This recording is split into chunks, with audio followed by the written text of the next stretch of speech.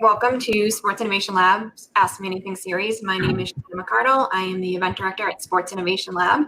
We are thrilled to welcome Michael Goldstein with Mastercard as our guest today. I'll get into a formal introduction in just a moment, but wanted to run through a few things first. We started this Ask Me Anything series to provide access to leaders in the industry, and really our goal was to garner perspectives from across the industry. And as you can see from our past lineup of guests that we have done just that. If you have not been able to see all of our past AMAs, you can see all of our recordings on our website and on our YouTube channel, and I'll make sure to share that link with you. We will be welcoming JC Yuva from Media Link next Thursday, August 6th at 1 p.m. I will make sure to share that registration link with you as well.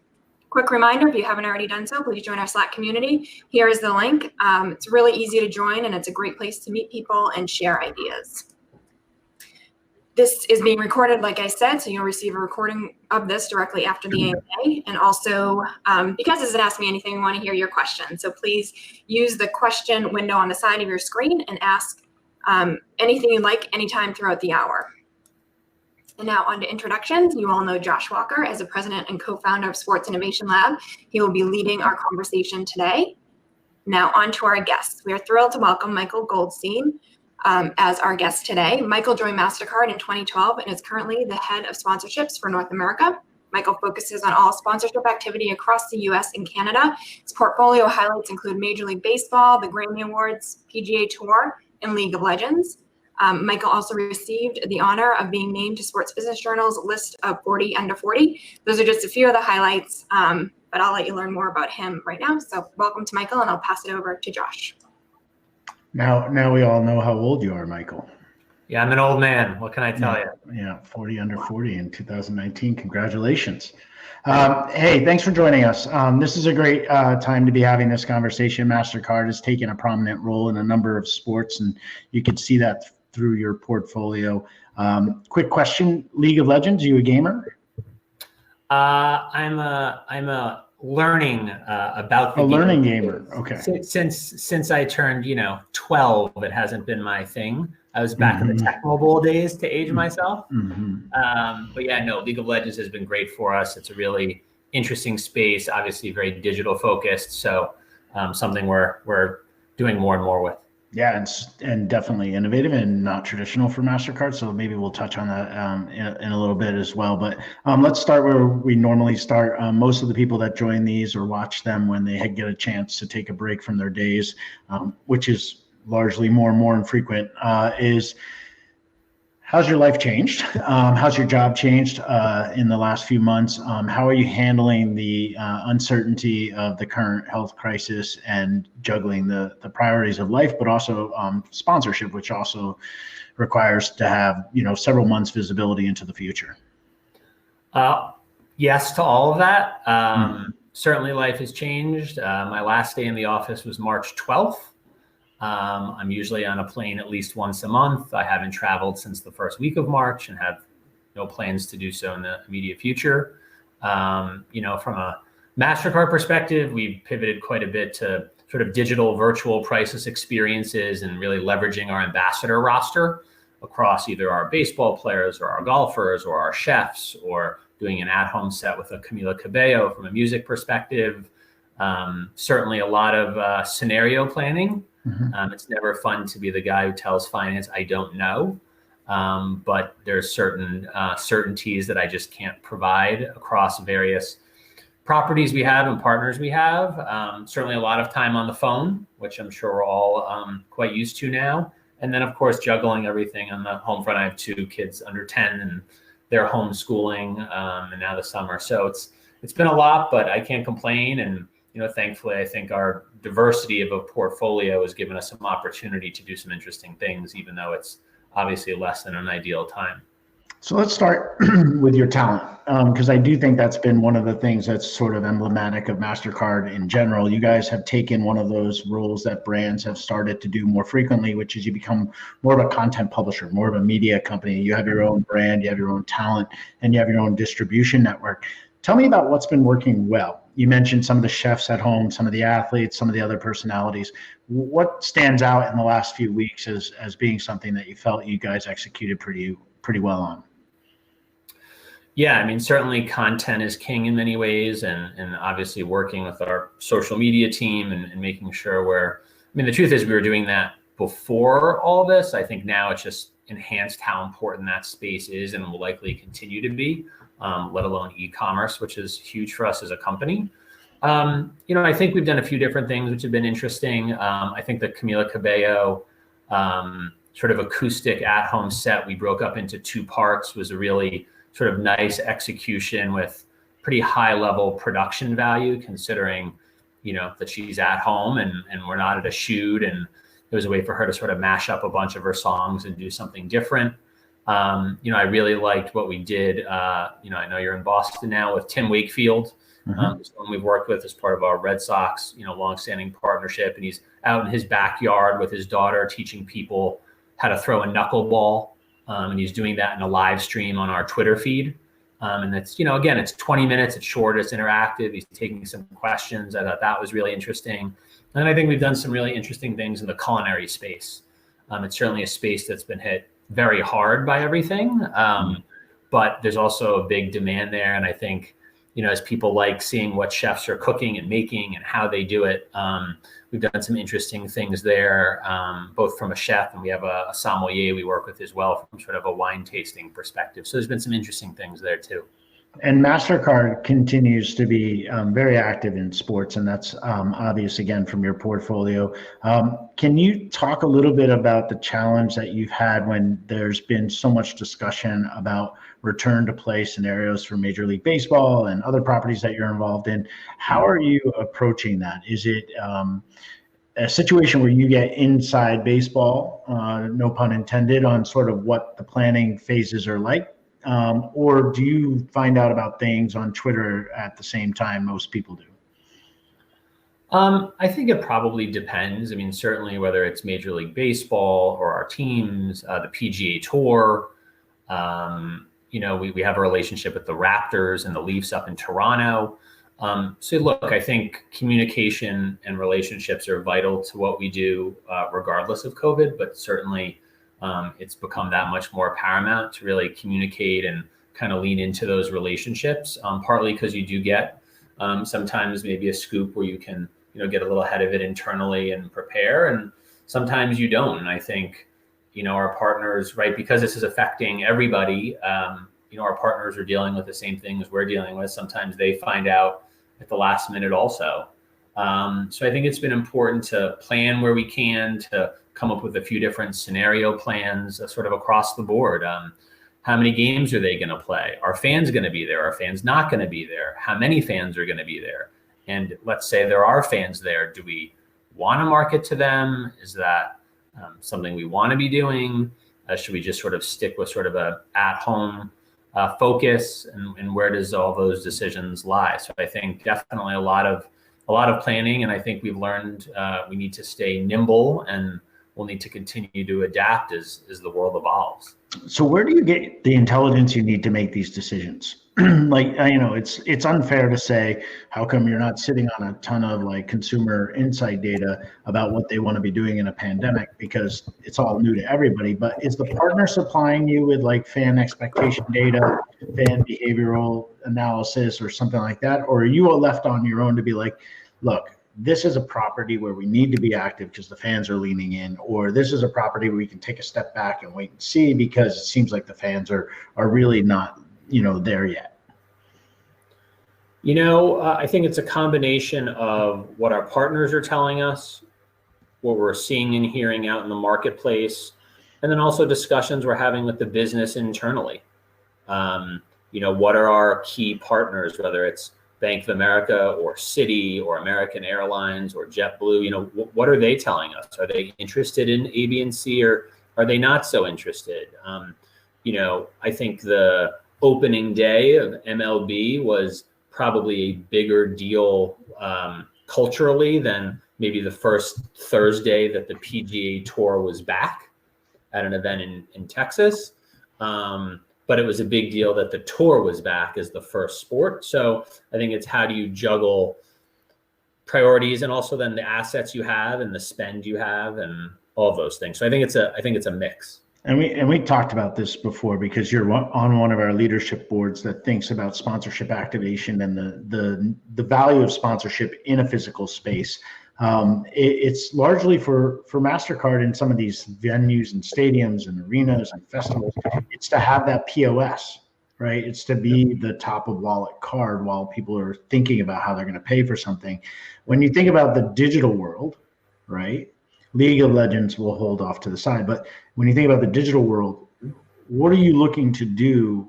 Are you looking to create that payment opportunity, or are you just looking to stay relevant for when the POS opportunity comes back?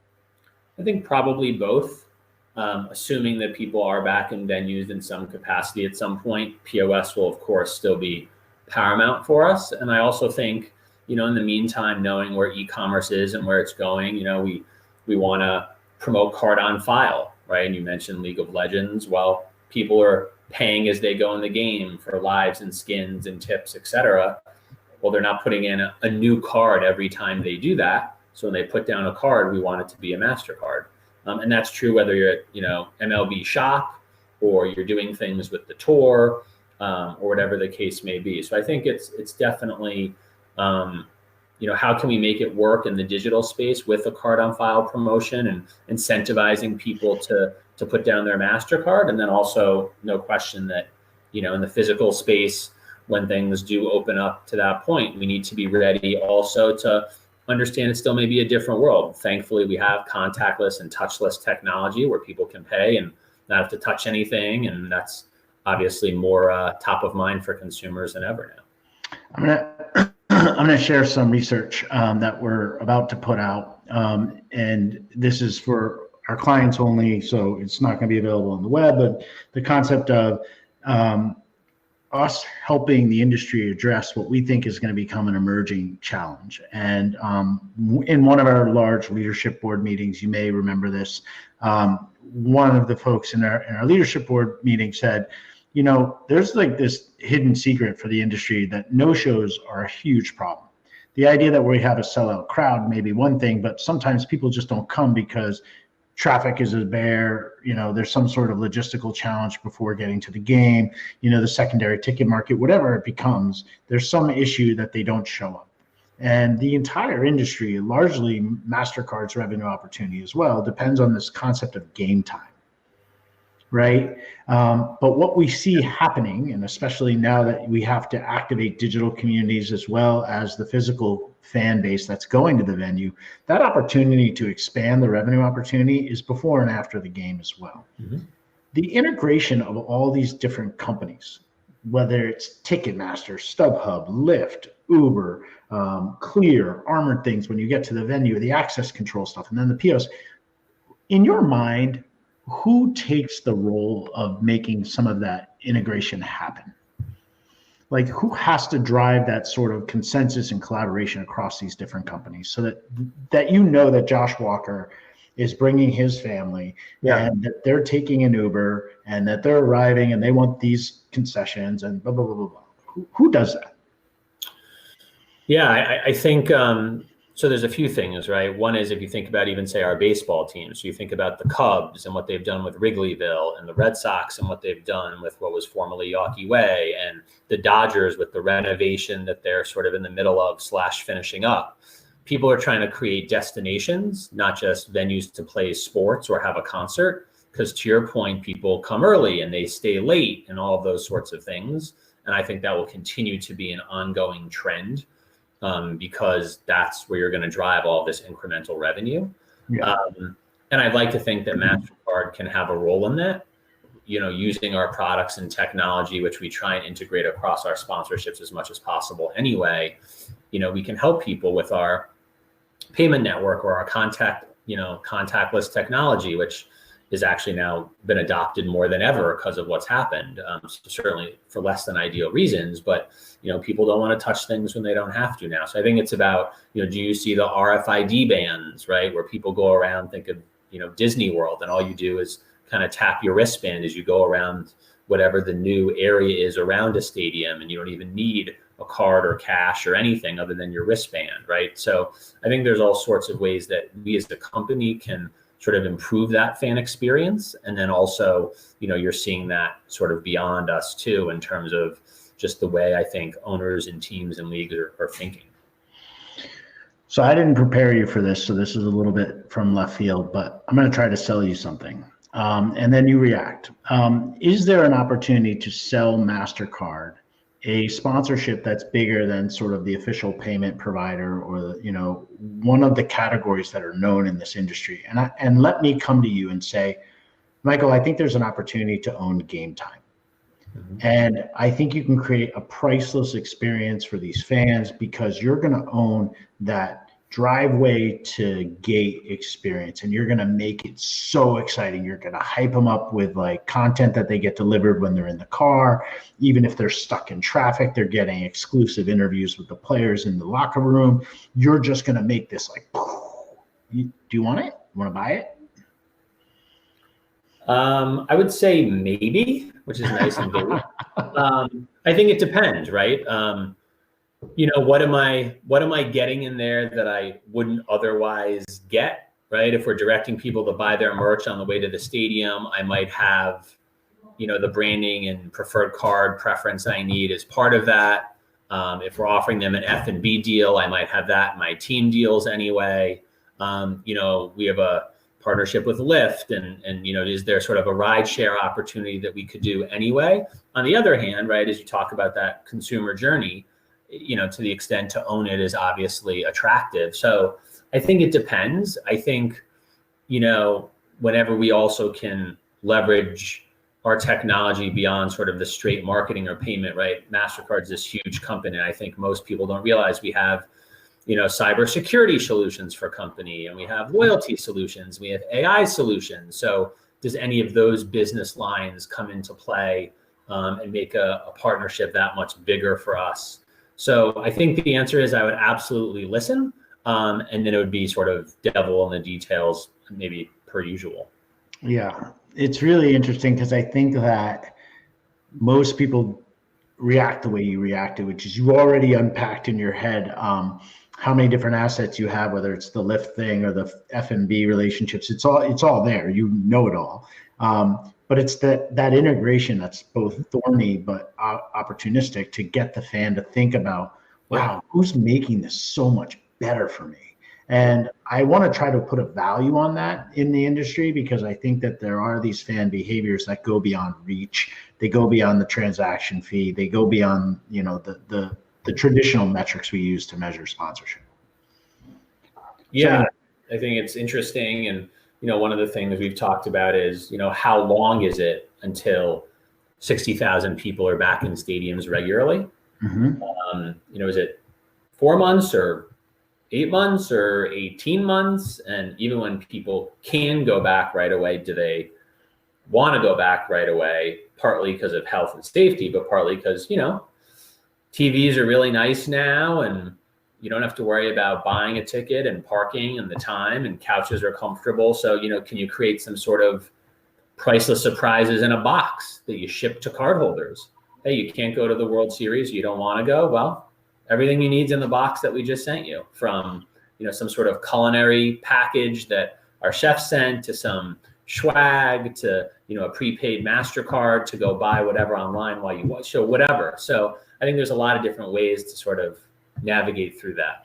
Yeah, when we had our return to play hackathon, probably 3 or 4 ideas were like Game Time in a box. For sure. And it was really cool, the kinds of concepts that people had. And look, delivery is blowing up. You can see it from everything from, delivery.com to, Uber Eats, etc. So, I think you guys should do that. That would be sick. Okay, so another question that probably is a little bit sensitive, because these are ongoing partnership discussions, but a lot of the things that you guys traditionally do, the All-Star Game, for example, as presenting sponsor, are going away. So tell me a little bit about sort of like how you're approaching the make good conversation with some of your partners, and what's exciting about the opportunity. Let's not just dwell on the bad stuff. Like, are there new opportunities coming? Like, are there good things that you guys have on the horizon? Yeah, look, I mean, like everyone else in the industry, we're having conversations with all of our partners across all of our passions, and, lost value and make goods and relief, and what's the right mix and how do we do it. Using baseball as a timely example, right? We're the presenting sponsor of the All-Star game in LA, where it was supposed to be, is actually a great market for us because we also have the Dodgers deal.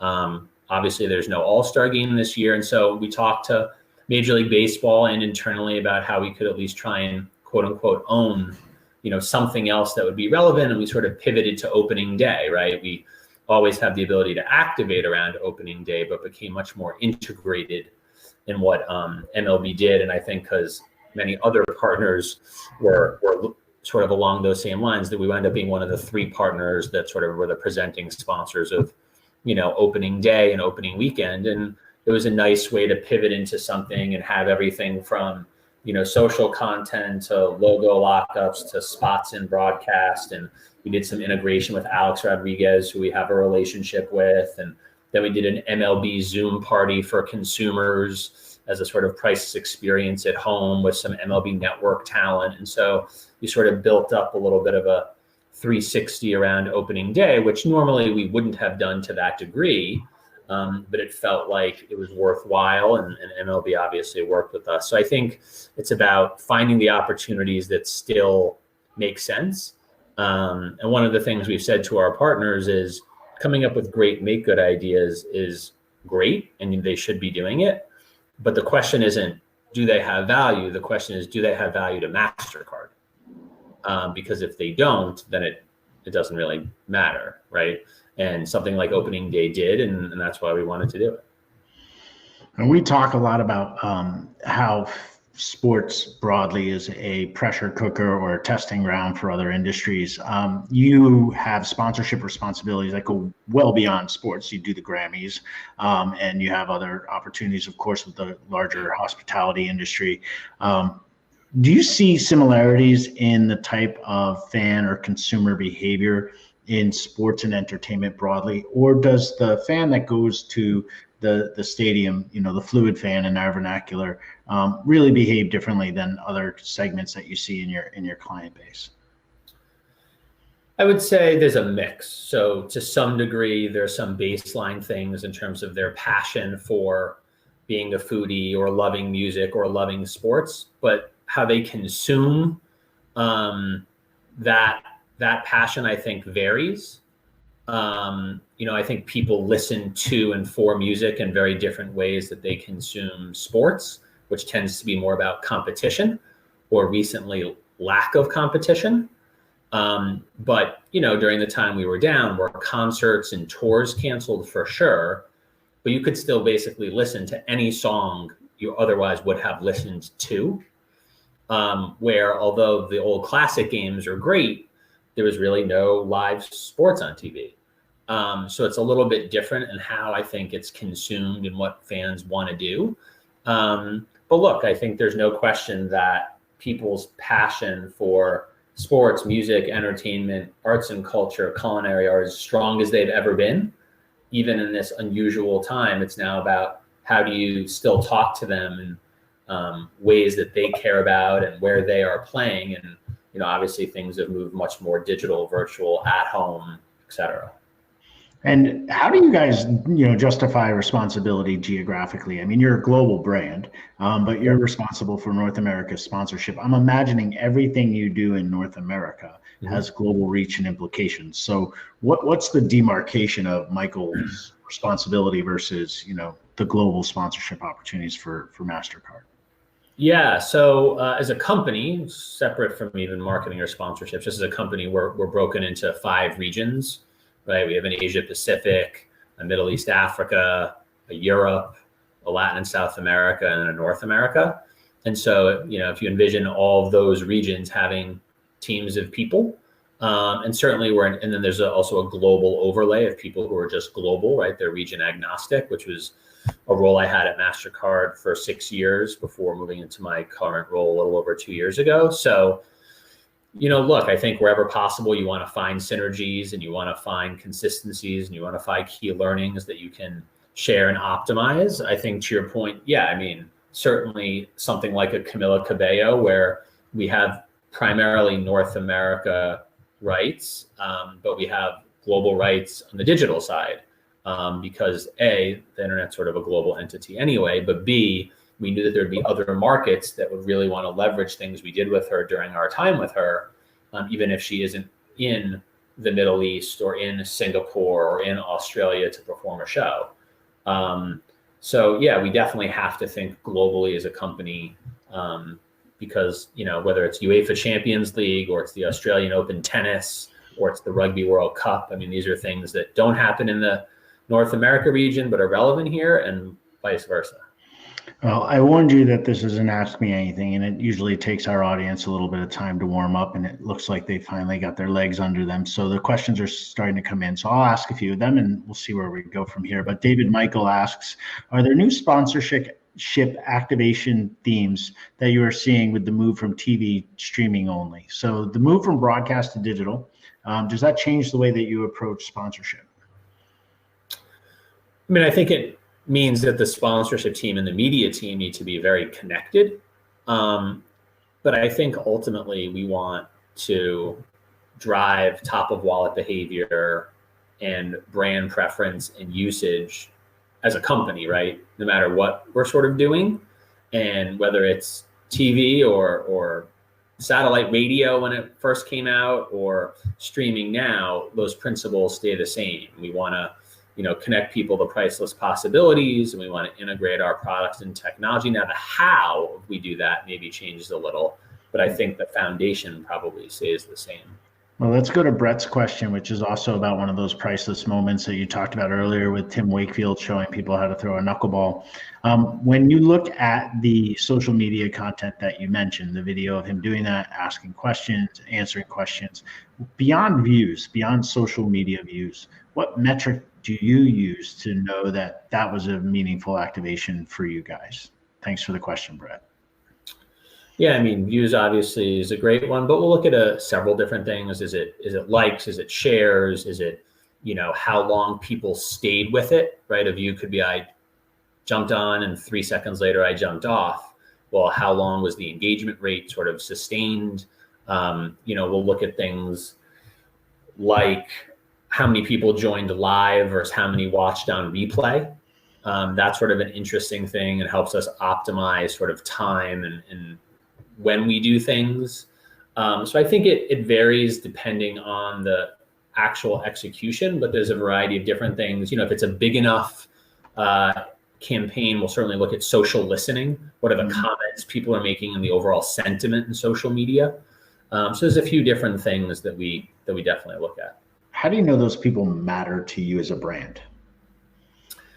Some probably don't, but theoretically, if you're doing that, you're either following Mastercard, you're following Tim Wakefield, you're following the Red Sox, you're a baseball fan. So if you're in any of those buckets, those are people we want to talk to. And if you're not, well, that's a way for us to potentially want you to start engaging with those entities. So, you know, I think that's sort of the way we've looked at it. Now, over time, you know, on priceless.com, there are certain executions where consumers have to register or even buy a ticket or a seat to something. I think when this started back in April, we made a decision that we would sort of just leave it open to the masses. It didn't feel like the right time to sort of, you know, fence or offer something, but only if people paid. So there's a few different ways to do it, but you know, I think for the most part, that's been our approach. Awesome. And how deep can we go into League of Legends land? I mean, is that something that you have you've been spending a lot of time on? Does that differ than the rest of your portfolio? I'm assuming it must in some meaningful way, right? Yeah, it does. We actually have a pretty big relationship with them on a global level, that, you know, where we have access to their world championships, which are taking place in China later this year. So, you know, we have a relationship with them globally in some ways, and then certainly also by market in North America, you know, and a few markets in Europe and a market or two in South America. So we have a great relationship with them. They've been really good partners. I think it's a really thoughtful approach that we've taken, that if we're going to play in esports, we wanted to get in pretty early. So we signed a deal with them several years ago globally. And we really wanted to go with one of the bigger titles, not a first-person shooter game, just from a sort of brand fit positioning perspective. And it's a really interesting space. It's growing. It's certainly growing quite a bit during this time. We saw ESPN pick up live coverage of some of the spring finals activity for the first time. I think it was on ESPN2, right? Live TV. All of a sudden you can see people playing League of Legends. And it'll be really interesting to see where the whole ecosystem in esports goes in the next 2, 3, 5 years. One of the things we tell a lot of the properties that we work with is to pay attention to what's going on Twitch and platforms like that, where there's tremendous amount of interactivity in and around the video stream.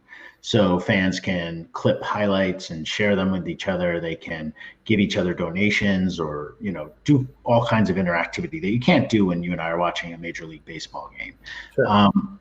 The commerce opportunity that lies within competitive video gaming and esports is huge. I mean, there's constant opportunities to buy new gear, donate, do all kinds of things that people subscribe. How much of this is a strategy for Mastercard to power that transaction stream versus reaching a new segment of the market from just a brand reach component? I would say it's a combination. I mean, certainly there's a lot of money spent in and around esports, League of Legends for sure, right? The game is free, right? Anyone can start playing it, but the more you play it, the more you typically spend. And we talked earlier about winning in digital and card on file, obviously important things for us. And I think this is true across all of our sponsorships, whether it's people buying tickets and food at Yankee Stadium or people going to the Arnold Palmer Invitational presented by Mastercard and doing things in Orlando or League of Legends. The truth is, it's not so much the spend around that property or that game or that event. It's trying to get people to understand that they can get benefits or access or experiences by having a Mastercard that they otherwise wouldn't be able to get. So that they get in the habit of using their Mastercard. Oh, I was just at Yankee Stadium and wow, I didn't realize I could get a surprise and move down to the front row. Now I'm going out to dinner after the game. I might as well use my Mastercard. Yeah. Or wow, in League of Legends, I see Mastercards involved, and that's pretty cool. And hopefully they think we're doing it in sort of a tasteful way that's authentic to the community. I'm going out to get my new headset or controller. Well, I might as well use my Mastercard when I buy that too. Because that's right. When people start repeatedly using our card and we become your top of wallet card, that's really where it impacts the business. Right. And you've mentioned a few different times, so I want to touch on it specifically, the opportunity to be outside the venue as well. We talked about before, during, and after the game, these smart cities, these districts, these things that are emerging in terms of renovations to these venues or all the private equity money that's now coming into professional sports. We're going to see a lot more investment, I think, largely in creating experiences that are beyond the court or the field. What do you guys do to engage those sort of peripheral vendors, those other areas of merchants that could be in the family kind of thing? Do you go to them with a big package, or is that done more with your field team on a one-off basis? Yeah, I think it depends. I mean, we have a digital solutions team who, talks to a lot to the concessionaires out there who, as we know, have a lot of influence in and around the stadiums. We have also just new technologies popping up that as a company we're talking to, and sometimes we lead the conversation. Maybe we know the marketing people or the sponsorships people, and then other times it's our product or tech teams bringing conversations to us. A few years ago, Clear sort of came on the scene. So now we know those folks well. And, there's other companies coming in to not really replace MasterCard, but more sort of play in the space as you talked about with investments and new technologies. And it's how do we partner with them and power them up and, all of those sorts of things. So I think it's finding out where there's a fit for us and for them and seeing where it makes sense and staying connected. And then of course, making sure that we have the partnerships that we need and want. So I think it's a mixture depending on sort of the situation, but it's definitely something that's sort of very top of mind. And we're certainly looking at consistently. Okay, I'm going to ask Sung's question, and then I will ask you my final couple questions, and then we'll wrap Sure. up here. So if you guys have any other questions, shoot them in. Sung asks, Michael, you discussed how your portfolio touches different passion points, including gaming and esports.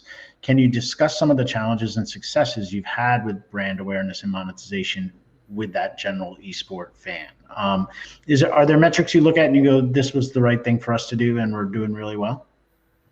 Yeah, I mean, it's interesting because one of the reasons we got into esports is because it was new and different and digital and had a younger audience set, and it wasn't as mature, right? And Riot's a great partner, and we can try and do different things with them, and that's great. The flip side to that is they're not as mature, right? Major League Baseball and the PGA Tour and the Yankees, they've been around for a long time, right? Riot hasn't had partners for more than, half a dozen years. So what metrics are we getting from them? What are the TV metrics? Well, esports isn't really on TV. Mm-hmm. So, okay, what are Twitch's metrics? And that's sort of a different thing too. And so how do you marry it up that it makes sense? And then the other thing is education internally, right? If education with our customers who are making decisions, or do they want to go in on programming with us? They don't necessarily know League of Legends the way they might the Grammys or the golf world or the baseball world. So I think it's been very successful for us. We've had to, over time, realize that it's just a different, at a different point in the sort of growth chart than some of our other properties, which is great.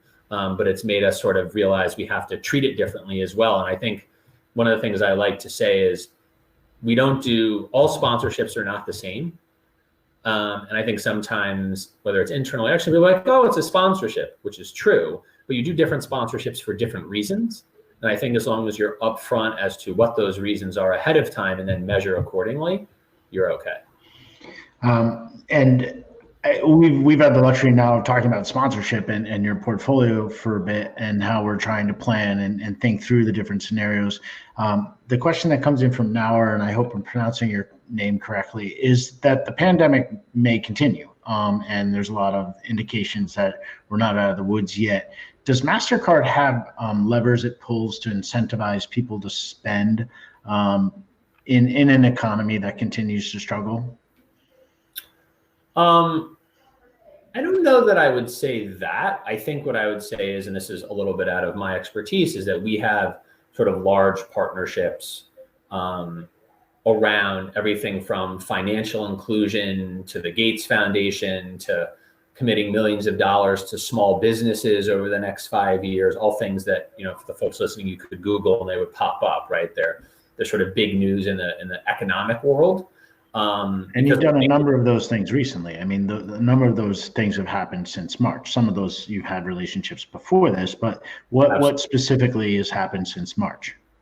Yeah, I mean, we announced, I think it was $250 million over the next 5 years to small businesses across the U.S. because they've been hit so hard. We've had an ongoing relationship with the Gates Foundation, but we announced something there. We've announced some things on the social justice front. We've had a long time sort of positioning of financial inclusion, right? Getting the unbanked into sort of the banking world. Now, in the US, maybe not quite as topical as some other countries in the world, but still certainly a percentage of the population. And so I don't know that we're incentivizing people to spend. I don't think we ever want people to spend more than they're comfortable spending. I think it's more about just trying to make it as worthwhile of an economy for everybody, because, that's a good thing for everybody. So keeping an eye on time, I want to wrap up with some forward-looking things with you. Let's dive into something that Sports Innovation Lab feels very strongly about, which is fan behavior. We keep saying that fan engagement doesn't mean anything because it means everything, that if you keep talking about fan engagement broadly, you can't really optimize the behaviors you want. So Mastercard wants to engage fans. We can use that word broadly for these purposes. Do you have a sense of what behaviors you really care about that the fans do, that you want to be there when it's happening? I joke all the time, and it's not to pick on people in the industry, but like when we work with the NFL, the NBA, the NHL, these large properties, even the global Olympic teams, and we say, close your eyes and picture that you know that your fans are engaged. Mhm. Right? Close your eyes. What are they doing? And the answers are so varied that it's really hard to pin down what it is that matters most to a sponsorship activation. Do you have a clear sense of what MasterCard wants fans to be doing when they're thinking about MasterCard? I mean, I think ultimately we are a payments company, or at least a technology company in the payment space. So we want people to think of MasterCard when they're paying for things. What kind of things? Like, and you know, that like might that's the thing I try to That get might at. be their flight if they're traveling to go to the Masters. That might be their hotel because they've just traveled to go to Lambeau Field as a bucket list thing. That may be on the subway when that's a safe place to be, going to Yankee Stadium. And then, of course, it's the merchandise and the F&B and the tickets and that whole payment ecosystem. You know, maybe it's you're a NBA fan and they're starting tonight, and you know you're paying for League Pass, right? Use your MasterCard. So we want fans, I think, to think of us at those times. I mean, we're not an endemic brand. We're not Nike. We're not Adidas. We're not Red Bull. So we wanna give people a reason to think about and feel like we understand why they're fans, to make them feel like we're trying to enhance the fan experience. And then obviously that they're getting something by using their MasterCard that they might otherwise not, so that at all those payment touch points, they're thinking of us.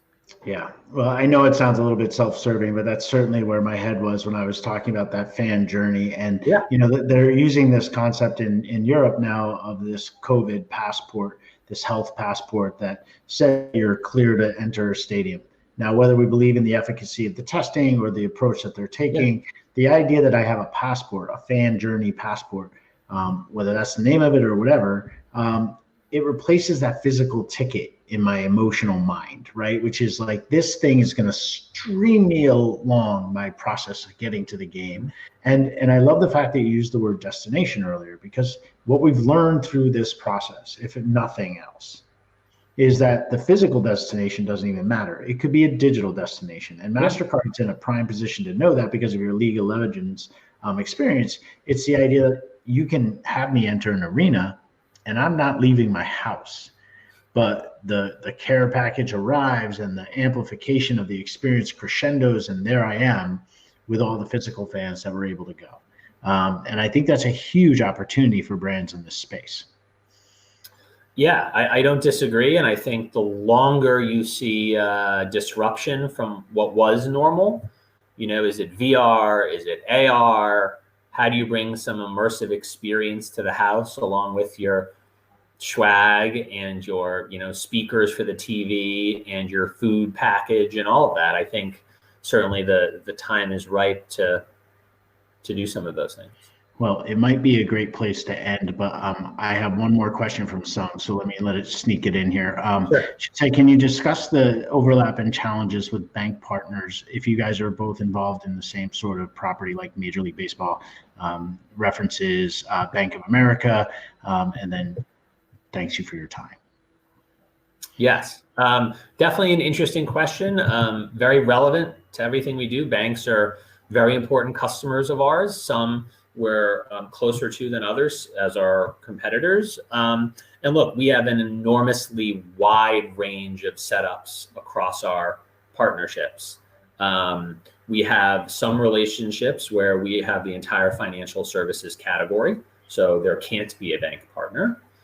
We have some relationships where there is a bank partner like Bank of America and Major League Baseball, which is a very synergistic relationship because of our business with them, and we have the MLB affinity cards on MasterCards and all of that. We have some partnerships where we have restrictions that perhaps we don't love, but you know, there is a bank partner along with that property that restricts us from doing certain things we would typically do. And then we have you know, relationships like I'm thinking of the Rugby World Cup, for example, There's a French bank that's also one of the worldwide partners, but we can kind of operate as we please. And that's part of that relationship as well, even though we don't do a lot of business with them. So there's sort of a few different dots on the spectrum there. And it's certainly something we, think about very regularly. Yeah, I'm sure you think about it all the time. And one of the things I learned about when I moved into sports and started working with Angela was how much categories and exclusivity and all these relationships matter. So I appreciate you taking time, Michael. I always like to make sure that I give our guests the last word. Is there anything that you want to end with here to kind of close out? I mean, I would say, first of all, thanks for having me. It was fun. I appreciate people listening and the questions, and I hope people stay, healthy and well and sane and enjoy the rest of their summer. All right, Michael, really appreciate you joining, and join us next week. MediaLink is very active in this space, guys, and they've got a tremendous amount of thinking in the media and entertainment space. So even just playing on a lot of the themes that we touched on with Michael and taking it into the media and entertainment space. Michael, take care of yourself. Stay safe. Thank you for joining us. You got it. Be well. Thanks. Be well. See ya.